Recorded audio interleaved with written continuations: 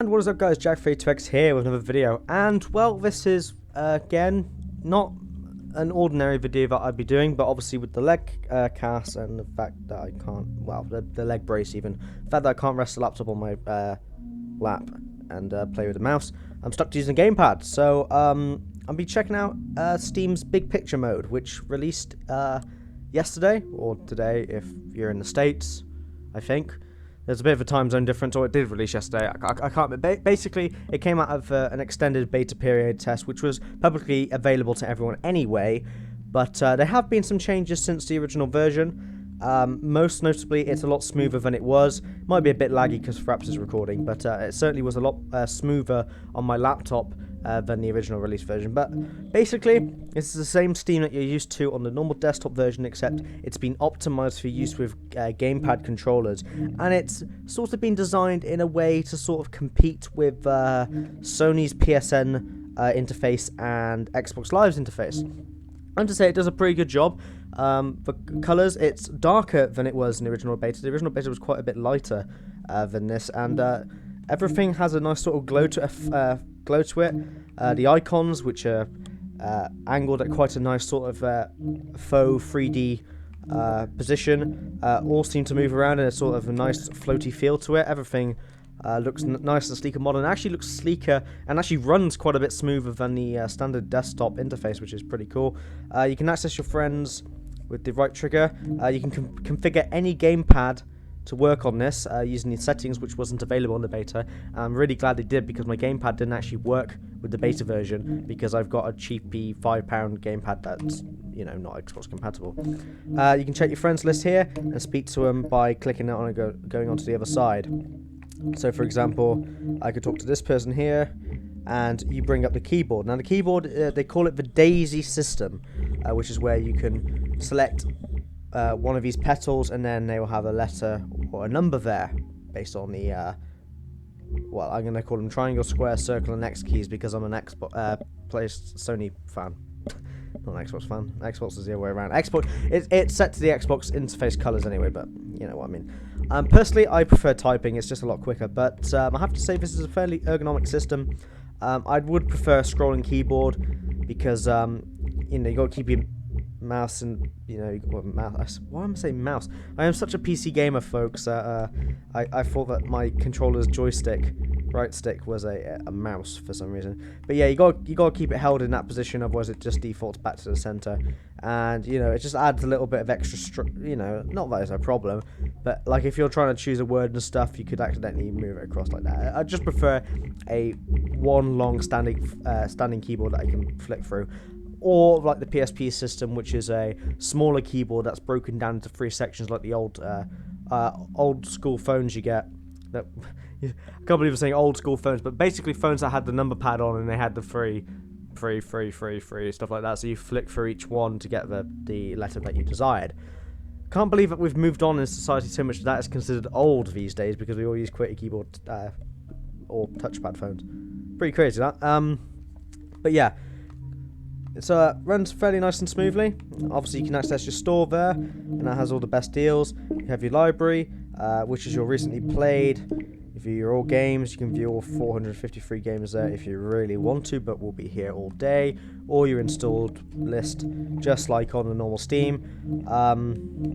When you get to a game, so let's go and install. Let's go and check out. Not that we'll be playing it, but why not? Let's what have we got here? Sign More, which is a gamepad supported game. I don't have it downloaded yet, but there you have. You can, if you flick through, you have all your unlocked achievements or locked achievements. The links to the Game Hub, forums, the store page, and the recent news. It's all scrolled across rather than scrolled down on the desktop client. I think you can actually. Yep, the Game Hub has its own access page from Steam Big Picture. They've changed the loading reticule and stuff, and what we're looking at now is what they like to call first-person web browser, the world's first first-person web browser, where you can control the web page as if it's a first-person game. I'm going to be straight with you, folks. It doesn't work very well. In my opinion, it doesn't work very well. You can move around the reticule like so, but it's not very smooth. Even when I'm not recording, it isn't that smooth. It's a bit clunky. When you click on something, you can simply click on each of the page's icons with the X. I'm going to call it X because I'm a Sony fan, like I said. And you can click back. You can zoom in with the right stick, and again, that's quite clunky. And it can sometimes rescale and reload to try and conserve memory. Unfortunately, it does sort of bug out a bit, and it just sort of kills the immersion that you had from scrolling through the web pages, and I really do not like it that much at all. You can also load URLs and open a new tab there, and you get the daisy chain keyboard interface there. You can open many tabs, or you can go to the start screen. It has frozen, actually, weirdly enough. That's a bit strange. No, I don't want to delete it. I've actually managed to bug it out, folks. There we go. There we go. Right. So can that go back? Weirdly not. That's strange. Okay, but you can close each tab like that, and simply open a new tab by pressing Y. It's a bit strange that this is. There we go. You move up by up key. I was pressing the wrong button there. Well, before you could switch it back with the circle key, I thought I'd broken it, but you can scroll up now to bring stuff back. You have the settings menu. The settings menu, you can change your account, visit your, sort out your friends. Audio, as you can hear in the background, you might be able to hear in the background, there's an ambient sound being playing.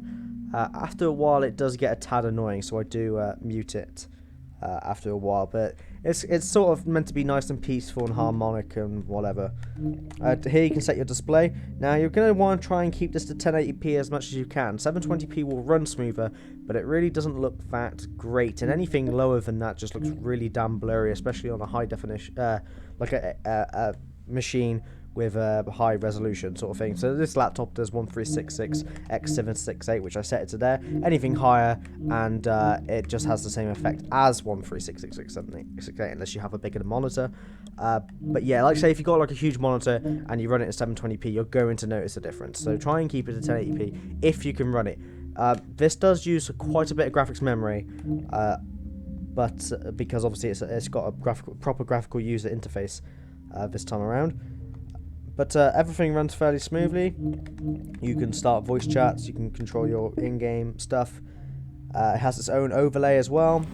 So here we are playing Operation Flashpoint Red River, which does have gamepad support when you use the X360 DLL, which was created so that normal gamepads can use